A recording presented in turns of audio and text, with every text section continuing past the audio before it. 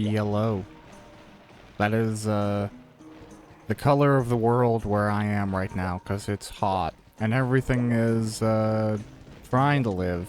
Not doing a great job of it. Unfortunately, the same can be said for whatever we end up hunting next, and I think that's looking like it's going to be... wow, I made some good progress last time. I haven't played for a little while. Life has been crazy. And I don't know. Do I have everything I need? I think so. Yeah. I'm in a position where every now and then I go on call. And I was doing that for a little while. And while that was fine, just as well, there's a lot of other stuff going on. So it was just non-stop having to do things. Now my world is getting a little bit more relaxed again. And I'm feeling more relaxed. And that's important too, you know, especially if you're creating a lot of things, like if you're getting ambitious and you're moving on to more than one project at a time, you know, something where you're picking whatever you're doing up, working on it, putting it back down, picking something else up, and trying not to cross those streams too much. It can get exhausting if other things in that balanced ecosystem are becoming heavier than you want them to be. That's for sure. And that's kind of where I was at for a little while there. I was doing the essentials to keep living. As dramatic as that sounds, I don't know, that's how I view it. You know, like even if my boss is like, "Why are you working?" I'm like, "Because I don't want to starve in the street." Some people may have like very ambitious career goals, like I want to achieve this, I want to be considered an expert in my field, I want to be able to create something that nobody else has ever even thought of, or maybe you just want to shave 5 milliseconds off of a SQL Server operation. Who knows, man? I don't know your ambition. But that's not really how I view careers. Career is like a vehicle to not be dead. If there was another method, I would probably take that. You know, like if I could do this, that may be the preferred alternative. Or I've been lucky enough to play some Final Fantasy XIV with my wife. And being able to do that, like, take my apartment and whatever, right? Like, let me just go hang out for that period of time. Let me, go with her and just explore some cool places. That would be... Oh, I got really lucky there. By and far, I would find that more rewarding than, you know, trying to have a career. Not that I don't feel lucky to have the opportunities that I have. It's just I'm so... I guess not... I'm not divorced enough from the realities of why I wanted a job in the first place. I think some people can get lucky like that. Like, you don't even if just saying like, you know, you have two parents, they're both working, or one of them has like a really, really rewarding job. You come from a base of stability that lets you maybe look at, oh, I want prestige over value. And I haven't really been in a place like that personally, where maybe other than challenging myself to like become the best author I can be or whatever it is, there aren't a lot of prestige wants in my life. I'm not trying to impress anyone. I'm just kind of trying to like not be homeless.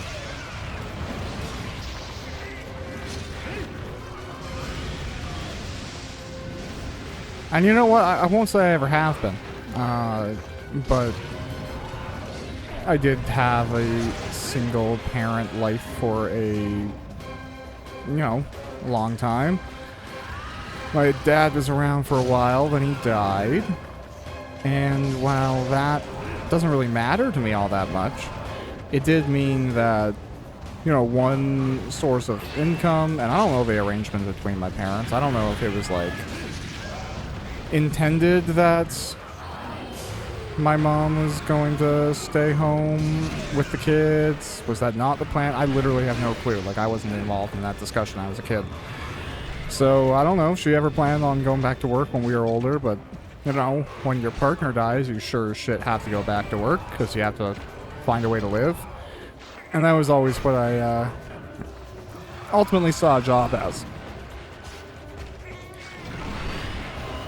And pretty early, I think, you see a lot of different mixed streams, too. Because, like, when you have a normal family, I think you go to, like, big events, and you end up going to, like, work parties when you're a kid, and, like, that's the middle-class life you're kind of grown up in. But when you become a person who has, like, a family trauma, you know, like a parent dying, you go through a few years of just being out of the loop. You might not connect as much with other people. You might not be able to sympathize with their positions because they're not in a position of dealing with trauma or dealing with loss every single day. So you lose touch with a lot of people. You lose touch with normal social behavior, especially if everyone in your family is going through a loss. That means you just have, like, a room full of traumatized people who are creating their own sort of language based on whatever that they're sensitive to, or whatever may be, you know, triggering, for lack of a better word.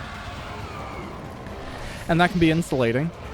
So when you try and go, like, not just, I don't have the money I used to, but now I don't have the social structure I used to. Now I'm not looking at things the same way that I am.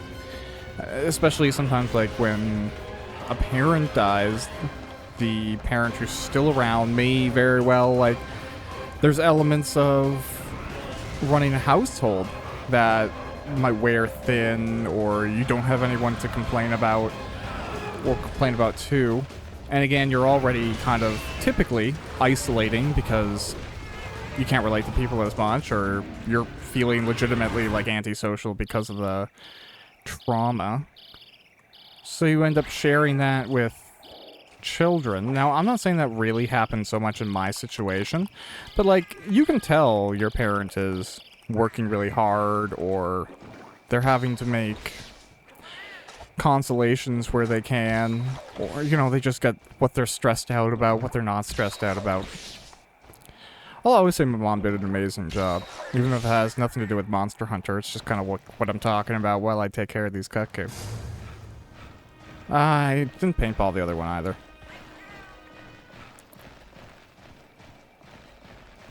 Oh well.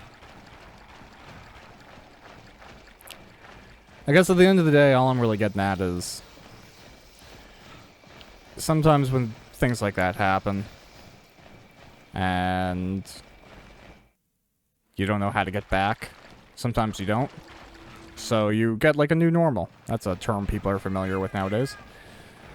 And that new normal for you can include a really big focus on things as they are. Whether that is a job isn't for satisfying my pride or getting a position that I can bring home and share. It's keeping a home. Or having food on a table.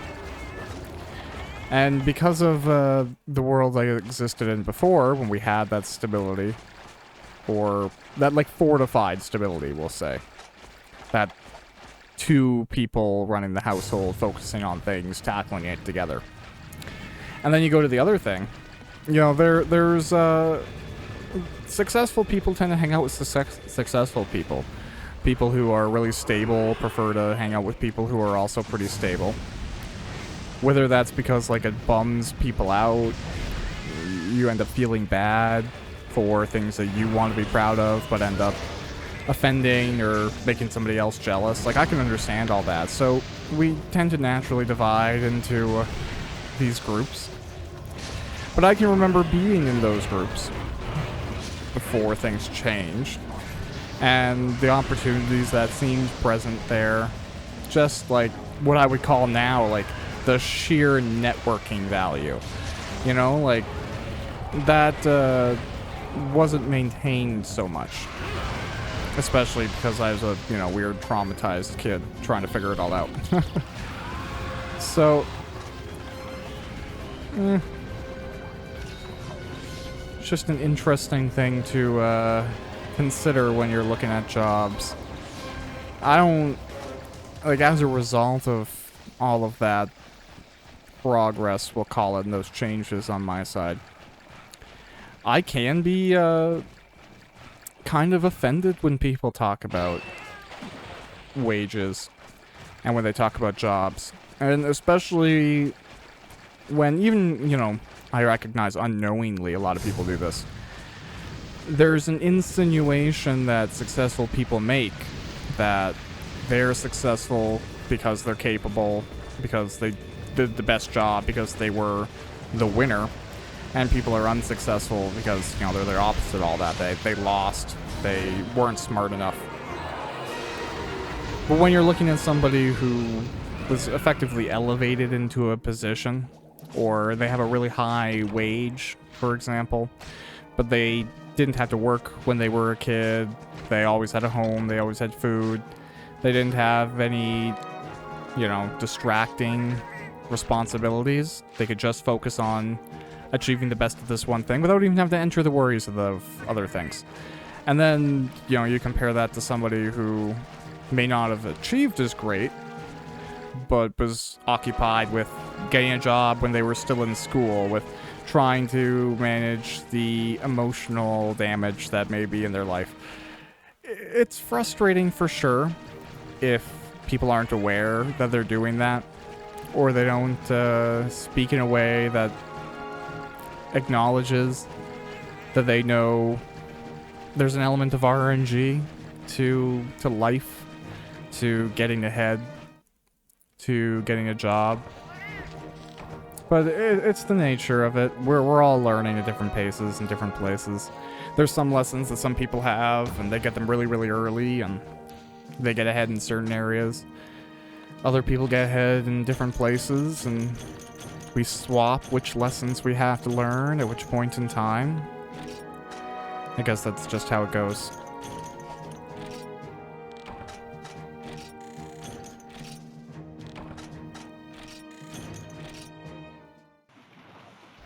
I cannot remember. Does this dude... yeah, I know. Can you give me the mining thing yet? No. About 360 points off, I think? Now, okay. I recognize that the next quests that are up are kind of tough.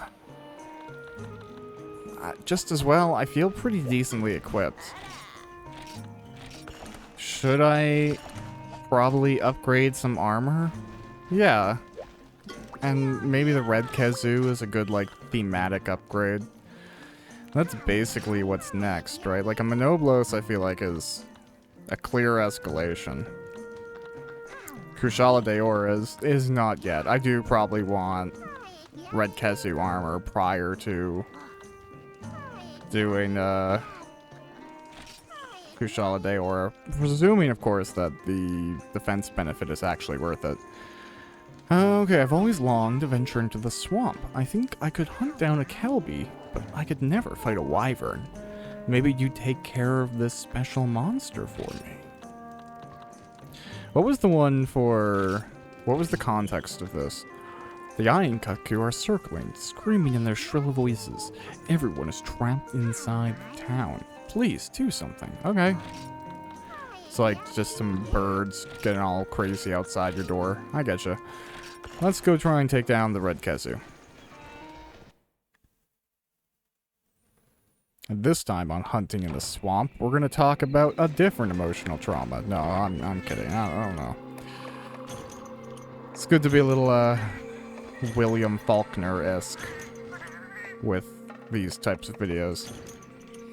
Just talk about whatever. If somebody wanted a playthrough that didn't have somebody talking over it. I don't actually know if there are any of those for Monster Hunter, Unite. I don't know why I forgot the name of the game. I'm playing for a second there.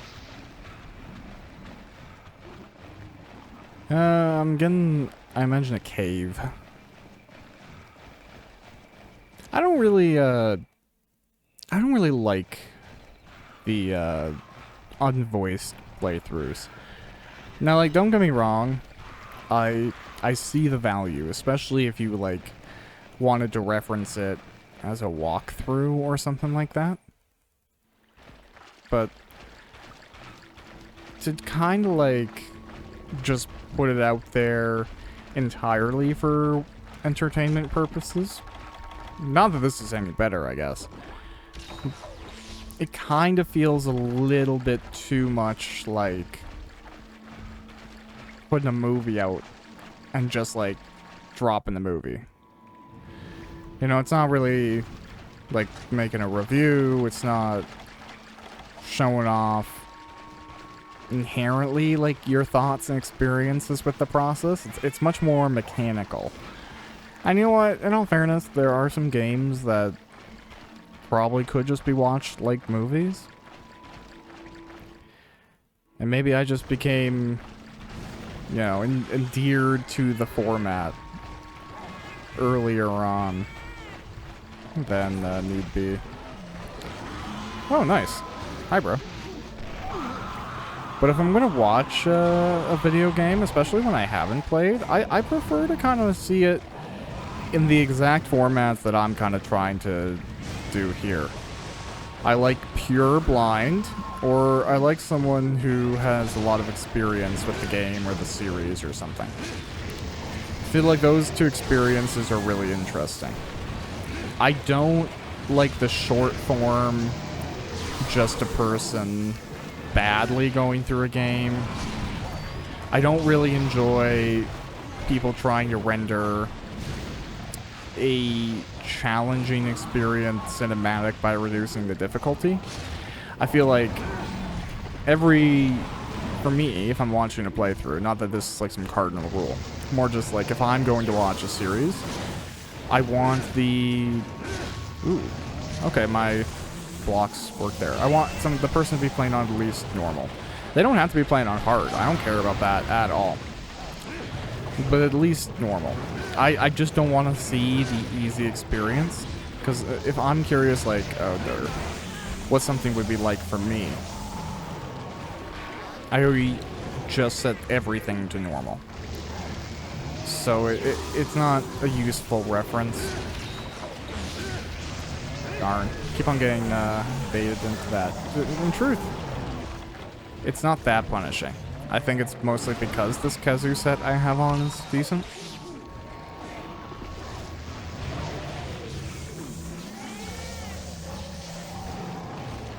I do think it means that, based on kind of how the monsters have felt, I'm very attuned to the G rank version of a lot of monsters. And honestly, that screws me up every single time I play a new Monster Hunter game. The first time I ever found out about G rank stuff, I think I was doing that back in Monster Hunter Freedom 1, where you can go into the guild just on your own, and it's where you can meet up with folks if you're playing like LAN, but I never knew anyone else who played Monster Hunter, so I just ran all those quests myself and just figured out how to do it and make it possible. But your reaction time... Oh, nice. Your reaction time gets all wonky if you're switching between fighting a lot of low-rank monsters and a lot of high-rank monsters. They're just quicker, and the kind of like muscle memory I've referenced before in this Monster Hunter series really kicks you in the butt when you are switching between them. Oh well. All kind of part of the fun of the game. And it's funny too because like my memory is clearly all wonky with this game. I won't claim to remember every single shortcut. There's some that I'm being reminded of, and I'm thankful for those reminders, which is awesome. But whew. Oh dear. Yeah, I've just noticed that the monsters kind of die quicker than my recollection has them. And that's fine, but it's just funny to like be re-watching these videos when I edit them for my own, you know, like getting them all together and making cuts and etc, etc. How many hunts I'm kind of getting in a single video. I try to play for about an hour in a session. And it just feels like when I was playing as a kid, I would be thankful if an hour session included one successful hunt. Especially against some of like the more difficult monsters, air quotes.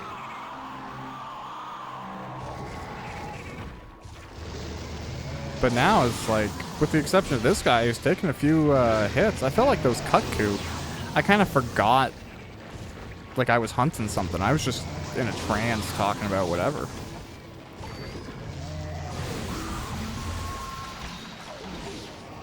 But I think it's just because the last bit, or honestly, I think it's fair to say, the majority of what I have done in old school Monster Hunter would have been high rank and G rank and playing that sort of content, because that's how you get the coolest gear. There was in Monster Hunter Freedom 1, you can get the Fatalis, and I believe, I know there's the white Fatalis. I think there's the Crimson in Monster Hunter Freedom 1. Intense skepticism, but I do think that's the case.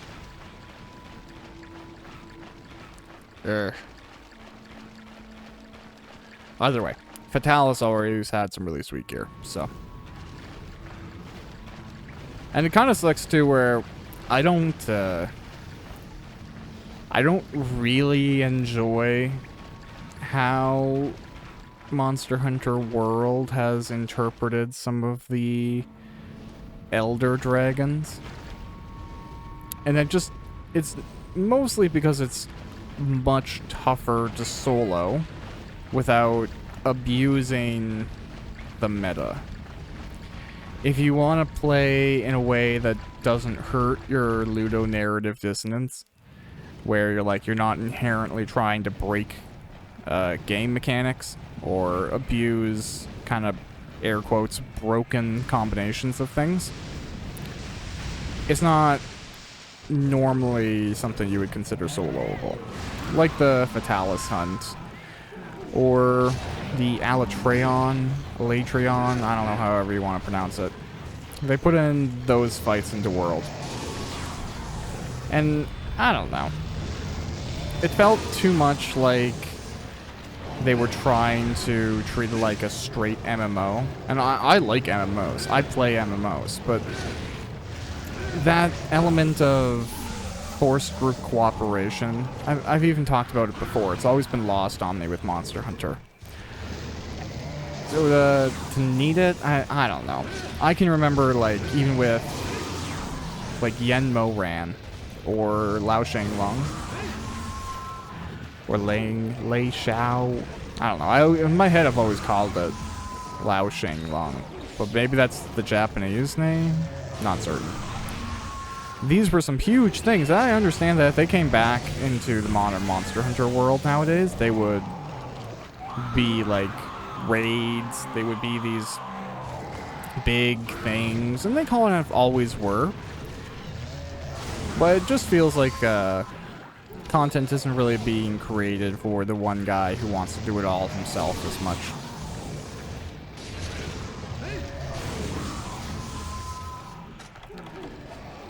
And again, like, I'm fully aware of the speed runs that are in the scene as well, and how fast people are able to accomplish content. I've seen the videos. I've even tried some of the things myself. I remember, I think it was, the heavy bowgun had, like, Crag or whatever it was one of those ammunitions that like shot a bunch of smaller ammunitions and exploded on the ground, and that was getting heavily abused at the time to like get crazy runs, because you could get procs for damage and effects on every single one of those little explosions. So I played around with it. It just didn't feel fun. I know some folks are like motivated by that arcade kind of like old school high score kind of mindset, and I don't want to take that away from anyone. I couldn't care less for it. I don't like high scores. I don't even like difficulties. Honestly, I kind of feel like difficulty is a sign of a badly designed game. Like a difficulty toggle, like easy, normal, hard, whatever. Because you look at a lot of games that get a lot of acclaim, even like your Dark Souls and Monster Hunter right here. There are varying challenges of different levels, but the game itself does not have a difficulty toggle or a slider or anything like that. And that means at the base level, everyone's having the same experience. If you killed a red Kezu, everyone who killed that red Kezu, RNG withstanding, triumphed over the same thing. And if you have one person on easy, one person on very hard, one person on normal, you introduce all this stupid elitism that could just be removed by like having a vision about the game you want to make. Say, this is the experience, this is how hard this thing hits, this is what this does, do it or don't. And I tend to gravitate towards games that have that. Anyways, red Kezu down. We'll, if we got enough stuff, we'll take a poke at the armor. My cat's celebrating. Very well may be that, it's worth potentially grinding out if we have a really bad time. But we'll see. I don't know if Bonoblos is going to be next. Maybe the Centaur. We'll see.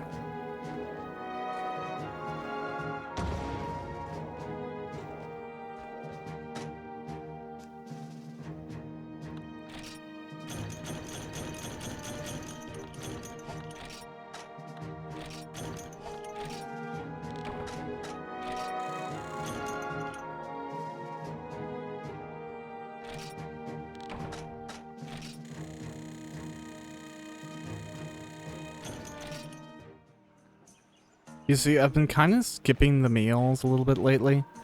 I mean, I think I might go back to it, because the combinations just abhor logic. I tried a steak and potato combination, and it was like, no, that tastes horrible, you're gonna die. Clear nonsense.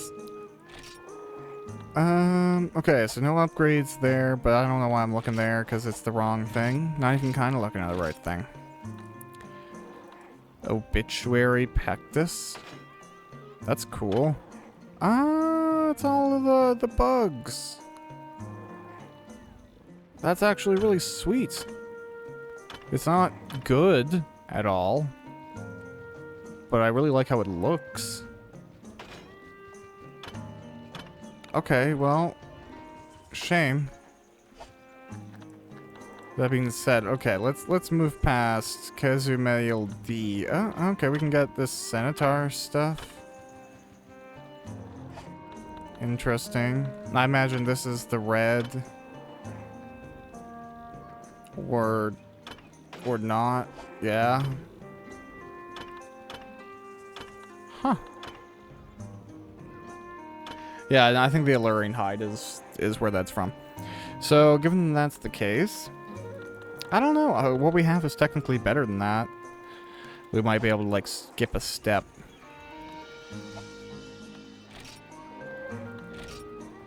Yeah, I mean, I don't even have any. I can create some. What can we do? If anything, is it even worth doing anything right this second? Just adding on a... like, anti-paralysis, I always like the one that gets you to not be all like rattled after you get hit with something. Can't entirely recall what I'm looking for. Evade's pretty good too.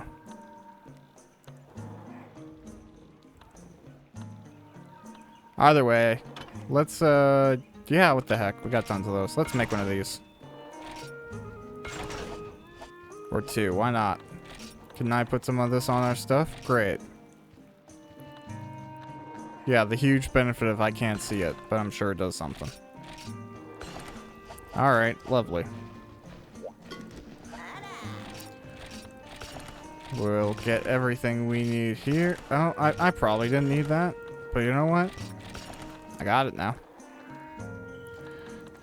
And, yeah, cool. Alright.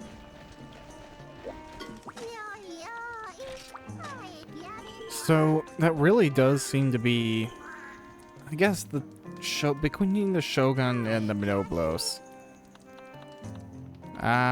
It is a tough, I guess if we're just gonna start going through at this point. This is a request to the virtuous hunters of Poke. A Minoblos is tearing through the desert near my village of Kokoto. Please hunt it down for us. Okay. Well, let's go try out a Minoblos. And it kind of hilarious. Like, this is, I think, the 10th episode of this series. But for the last one, Minoblos was the last thing that we hunted.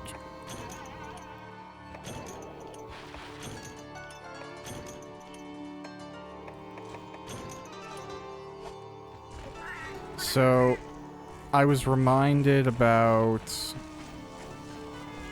Yeah. Is that inherently going to get me where I need to go right this second? Let's see. Maybe it will. I don't see a Minoblos. Okay, I'm freezing because it's a desert at night. Which does make sense. I think 7 is like that big watery area. Right, people who can't respond to me? Wow, that moon looks cool. What are those?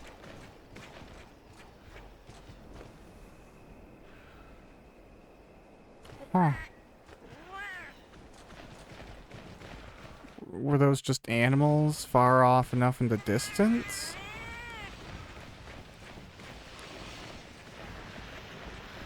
I don't know.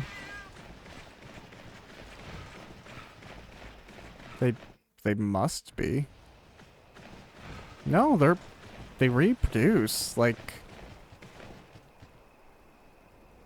just a lot of shooting stars, but they change trajectory. At least some of them do. I don't know what to think of that.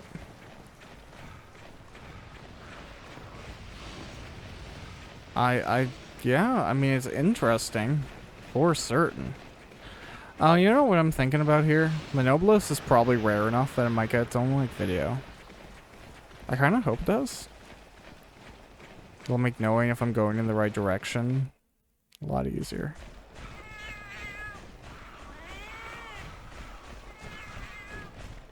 Oh well.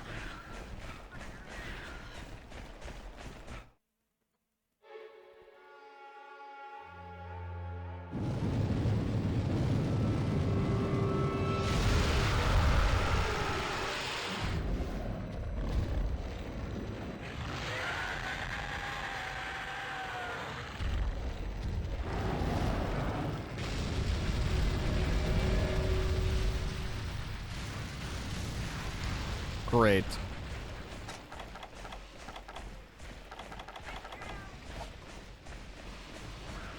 This is a very similar area to where I last fought Minoblos. So it's always fun to... Ooh, oh, okay, there he is.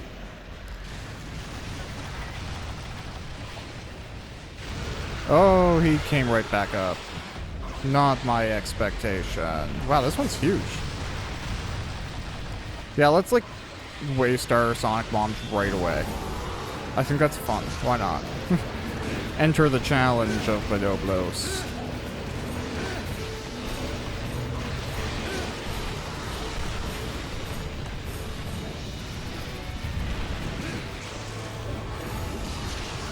Yeah, he is huge.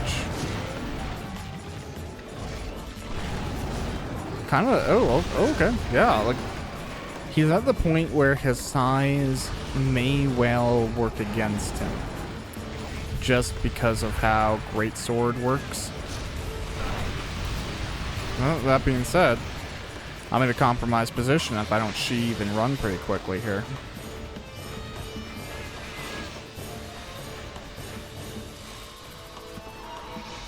I don't know if he travels without the dust thing happening. Doesn't look like. I will hope that it all goes well. The truth be told, the last time I fought a Monoblos, I would argue I was pretty undergeared.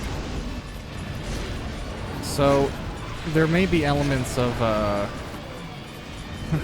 that fight, which I am migrating into this experience, that aren't as reasonable.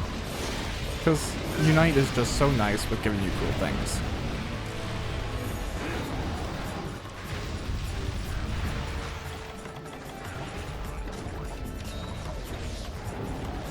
Can we dodge it? Yes, we can. Oh, we can't dodge the simple thing.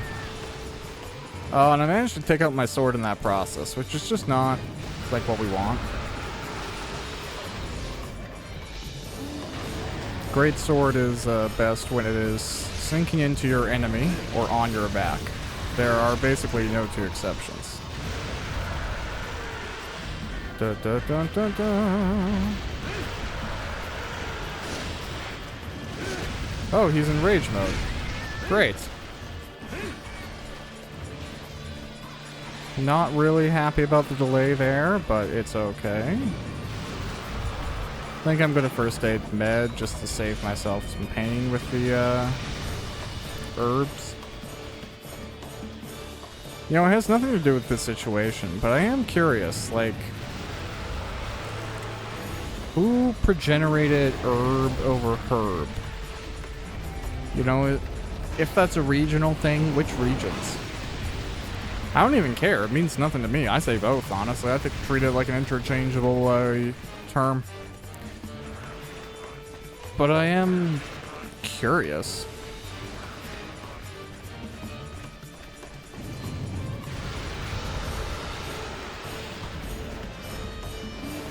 Every now and then there's like some weird chanting. I have some headphones in. I can hear every bit of this music. It's like disarm me. It's like somebody talking to me right now. What the hell is going on? But now it's just all of this, and like, yeah, that's chill. It's just when it's really subtle and quiet in the background, you're like, is somebody fucking singing in my apartment? What's happening right now? Oh well.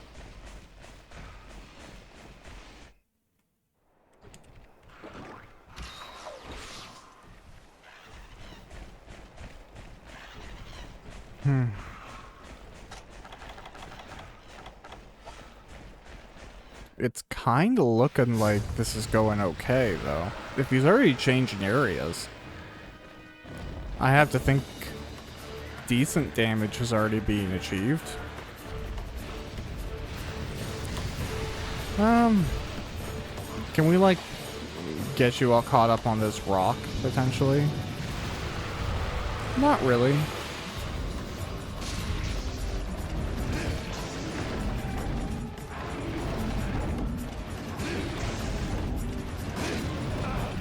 Okay, that's fine.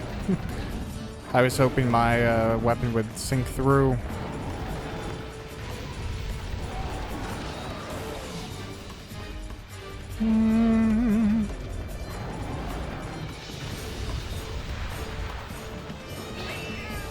Alright, hello, sir.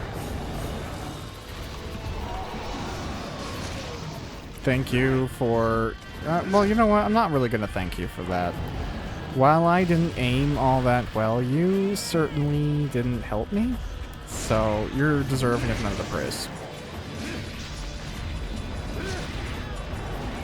Also, oh wow, okay. Kind of convenient there. There are some cases where I was pretty sure Monoblos was like rare. I'm not saying it's a unicorn, but it is like almost like just didn't think it was a common subspecies of Diablos to see. So it's kind of fascinating, especially given that this is like only the second Monster Hunter game in Foundation. Is it the second Monster Hunter game to come out? No, God no. But it's, you know, it's the second game. It's Monster Hunter 2 at a core. So to have Monster Hunter 2 have Monoblos come before Diablos is kind of interesting, because like you can encounter Diablos before Monoblos in Monster Hunter 1. I don't actually think he becomes a required quest in the base game. He does in the server-only multiplayer thing. I believe, anyways. Oh, wow, what? Uncanny. Okay.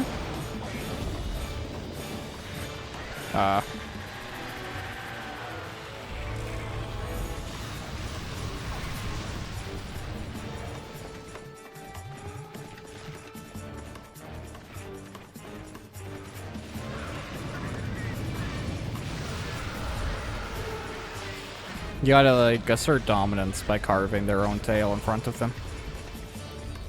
Oh, right, Monoblos gives 2. Are you gonna track on me? No? I'm fine. Sweet.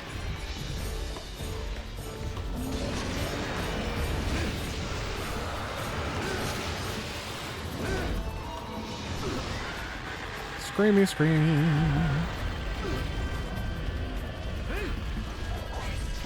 I don't know, all I'm saying is like modern Monster Hunter would inform that Monoblos gets completely forgotten about, and we just fight a Diablos instead. Now though, it's in this proposition, especially at this rank of monster, like to put a Monoblos in the same anywhere category of like blue Yain-Kaku and regular Yain-Kaku. I know those dual hunt, but it's not on the same level as a Monoblos, so... It's like I hit by the Gimp's tail.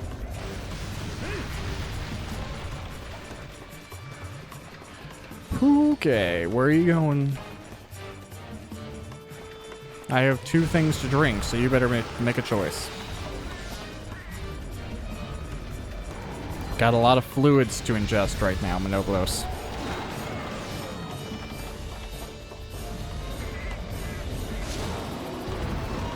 Wow, that disrupted you?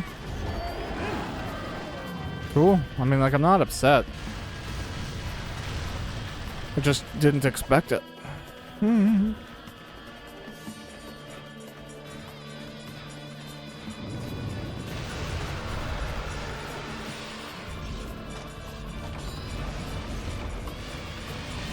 Alright, yeah, like, come over here. Can we fight maybe here?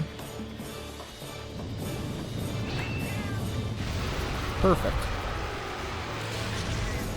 Here are the customary smacks. I got taken out there specifically by what I believe is referred to as the gooch. I don't even know if that's a swear word by today's standards. I'm trying to be appropriate generally. Not to say I am an appropriate person, just that I don't need to inherently create inappropriate content. But is the gooch, is that a swear nowadays? Like, do people still use that word? If they do, is it taboo? Like, I don't know what's up with it. And I would be curious to learn, but I don't want to take the time that would require, you know, to do it. This guy, really likes doing that thing. And I guess here, because we're close to the thinger, I could just use this shortcut, I'm pretty sure, right? Or am I misremembering where this puts me? Well, we'll see what happens here.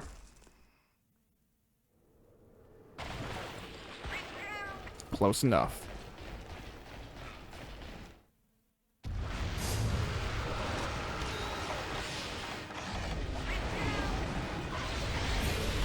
Oh, nice. Okay, I got Manoblos on delivery.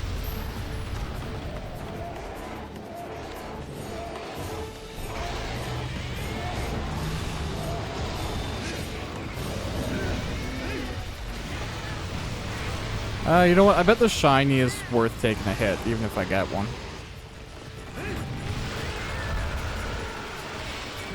It wasn't, but whatever.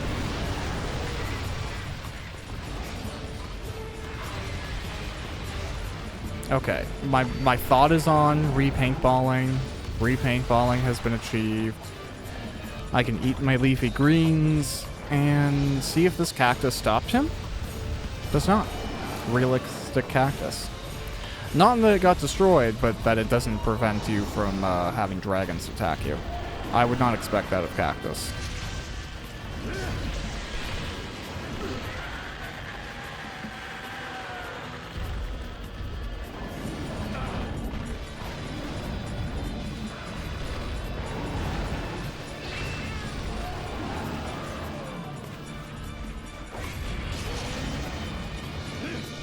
I always hate when he falls the direction that isn't where I am at already.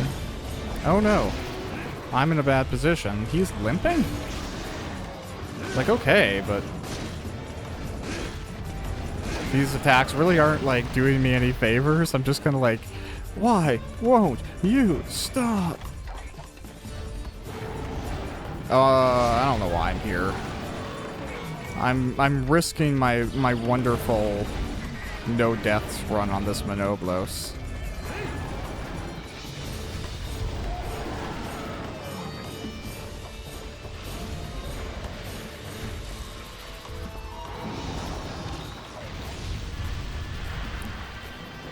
Alright. I don't really know... Ooh, that one was a little too tracked on me. I'm gonna get it out of the way there. Can I even get a hit in? I can. Great. I really... What's wrong with my sword? It is the green right now, so... Okay, he's turning around to leave now? Yeah. I don't really have anything to prevent that. The most I can do is maybe hit him as he dives down. Oh, wow. Okay. I won't complain. I'm gonna get wall-upped at that little cutscene. Well, there we go. That is Manoblos down.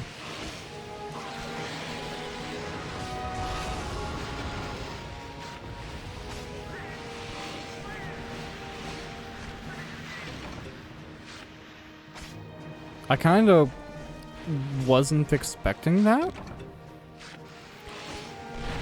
But I have no complaints. Also, I kind of think like there's a purple that's like diffusing off of the aura from the moon because it's like night, but it's a desert, so it's reflecting really bright off the sand. It's a cool effect. I actually dig it. And it really only appears when the moon is in full view. So when it goes behind that little mountain, that disappears. Pops back, you have it again. That's bloom done tastefully, in my opinion. It's like it's maybe the sand getting kicked up when it really catches that light. I don't know.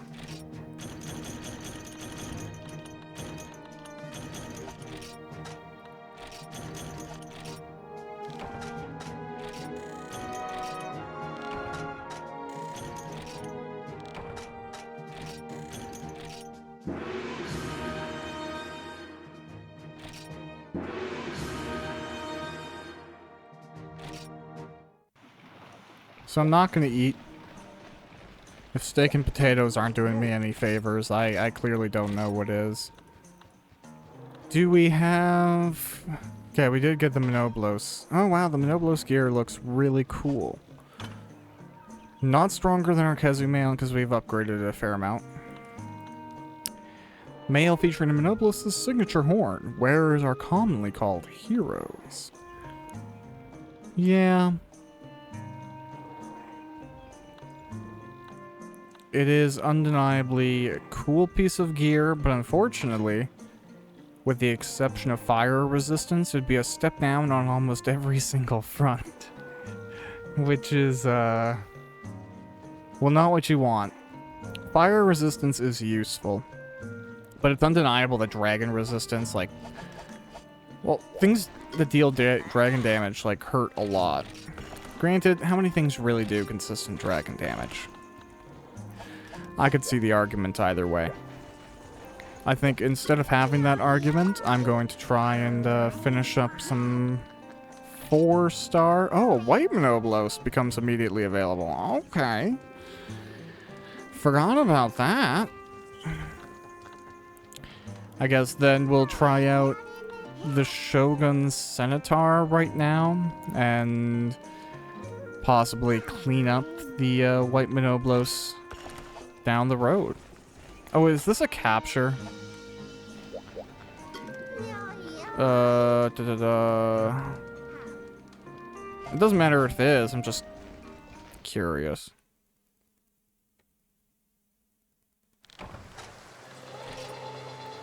Nope, hunt, okay.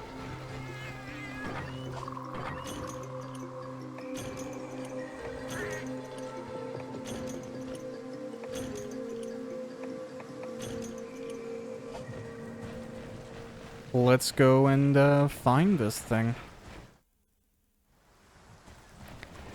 The Shogun, did I do a Shogun or did I do a Daimyo Hermitar?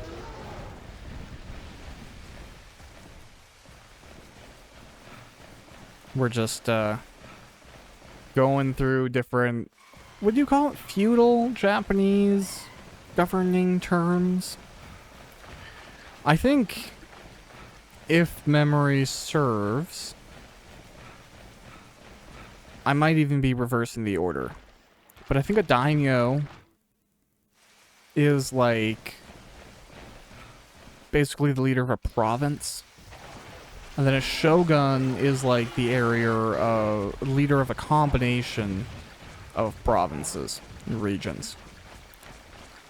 Maybe that's the other way, but I think like to be a daimyo is a lower rank than a shogun.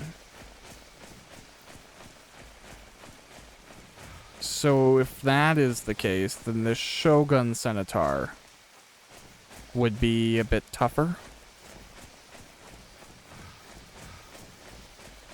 I wonder if it will have a cutscene too? Is it lucky enough?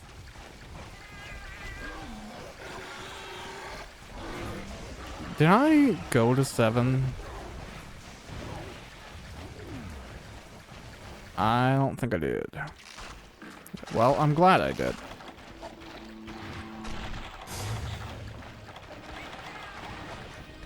Okay, I just gotta chug this really quick. Alright, let's go. Bring it on, Shogun Centaur. You're just blue. I'm not scared of you. Like, that's cool. I wonder where the reserve of water comes from, how much you have, and if you need to restore it.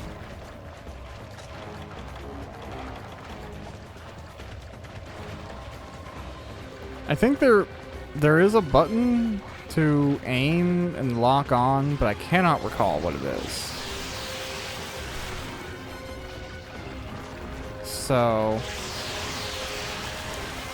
if that's kind of a requirement of this one, I don't think I'm going to have it.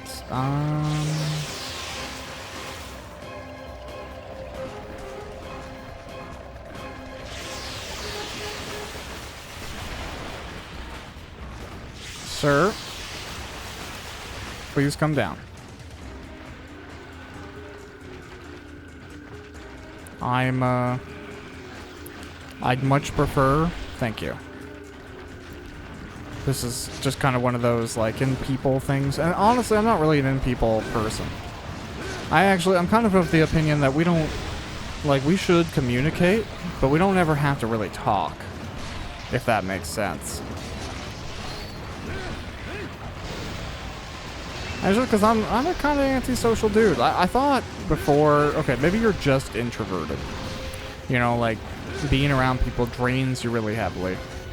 And you recharge, but you ultimately enjoy being around people.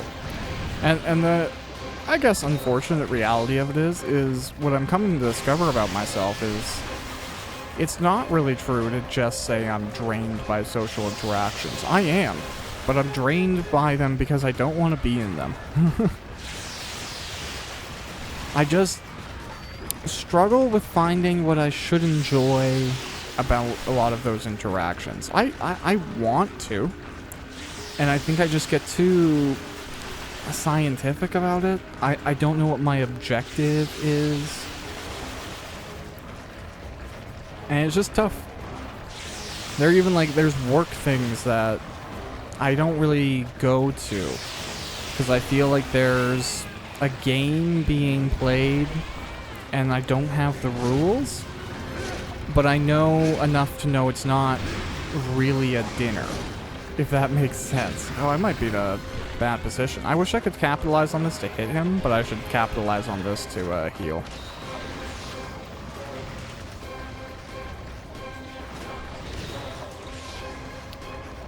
But the inconsistencies that a lot of people have are frustrating to me.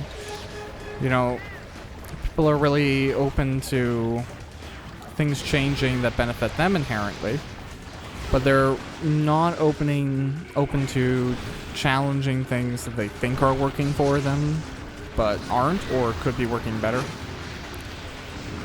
And I don't really like having to fight folks. You know, like, I want to be very forward-thinking and evidence-based, and it makes it tough when somebody doesn't want to play that game. And again, I call it a game because, like, at the end of the day, like, it all is, right? This is the key word. This is what we say to get points. This is what we like to hear. This is the result we prefer to have rendered. Whether we know we're doing that or not, most of us do break up our social interactions into those sorts of things. But again, maybe my thinking that is one of the reasons that I struggle with them. Maybe people aren't doing that. I was reading, I think, like, I won't even quote a percentage. It doesn't matter. I think it was like 50% or more. A fair amount of people don't have inner monologues. And as somebody who doesn't just have an inner monologue, I have like an inner narrative creation machine. Like, I'm just writing 3 different essays at a time and creating some sort of creative rendition of the whole thing too, and that's going on constantly, and I'm talking to myself internally. So to know that some people just don't do that at all, that scares the crap out of me. But it could just be that I'm, you know, my idea of reality isn't the version of reality that everyone else is living in. I guess that's even what I was talking about earlier with the privilege of not being traumatized. Your reality and what a job is for is so much different.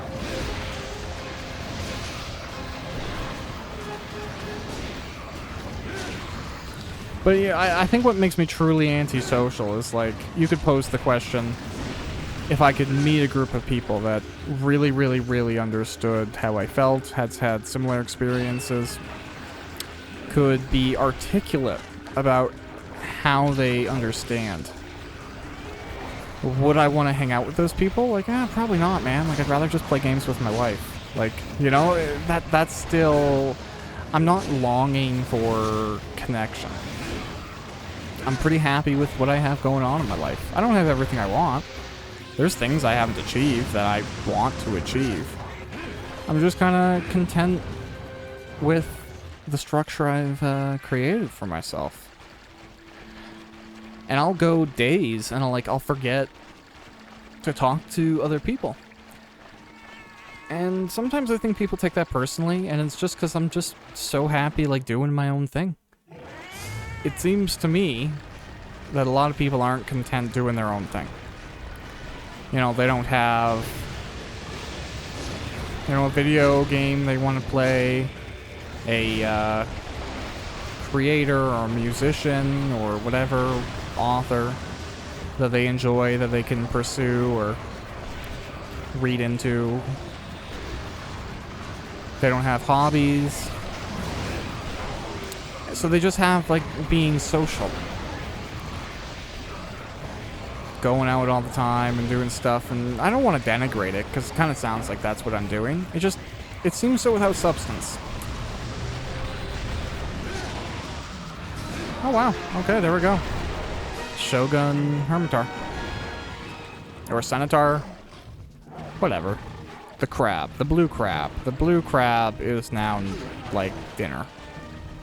I don't usually like talking about that, but it's like a lobster, actually. It's closer to a lobster. I do like lobster. I don't like how lobster is treated.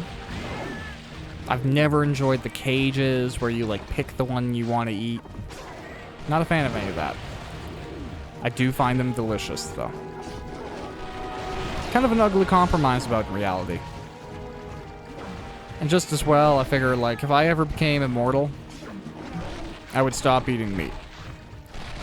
Because, like, that's kind of the concession, is I'm gonna live, I'm gonna die, I'm gonna return to the earth. So, other things going through that process, it's kind of, like, acceptable.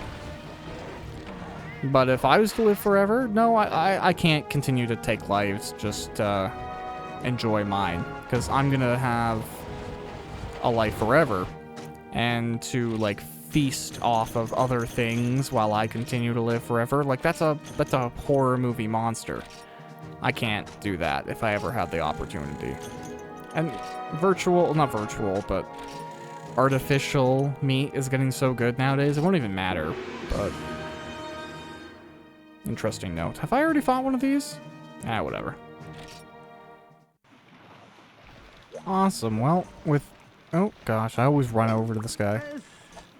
With that set, we might as well buy this. Yeah, let's go get that really quick.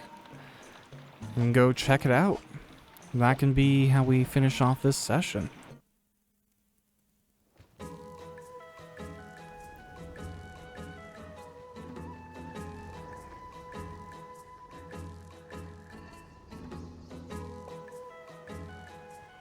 Now, what does this really mean? Well, it means the little scene I put in the top left corner is going to take a little bit longer, because I think it's this. I can now do this, and I think we're namely going for Dragonite Ore. Like, there's other benefits to this. There's a lot of good parts about this, but I believe this can give us Dragonite Ore, and that is going to be our bread and butter for some higher-end gear. As well, is the cave? I think I have to, like, purchase this, right? Yeah, okay. He's saying the same things he said before. So with this upgrade to our farm performed, and I would say a fair amount of progress made here, I'll thank you for checking out another episode of Monster Hunter Freedom Unite, and wish you the best. See you around next time.